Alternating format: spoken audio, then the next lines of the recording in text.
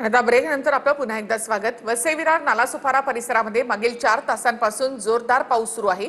वसई विरार संपूर्ण शहर जलमय झालेलं आहे। परिसरातील रस्ते पाण्याखाली गेलेत। अनेक भागामध्ये गुडघाभर पाणी साचलेलं आहे।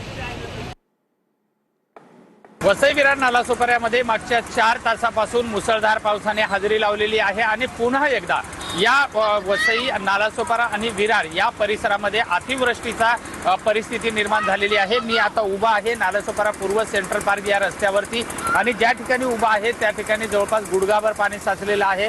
हा जो रस्ता आहे हा विजयनगर नागिनदासपाडा तुळिंज या परिसरामधून येणारा हा रस्ता आहे आणि या रस्त्यावरती जवळपास गुडघाभर तर काही ठिकाणी मांडी इतकं पाणी या ठिकाणी साचलेलं आहे। हे पाणी साचलं असल्यामुळे या ठिकाणावरून वाहनधारकांना मार्ग काढत असताना अनेक अपघातांना सुद्धा सामोरं जावं लागत आहे।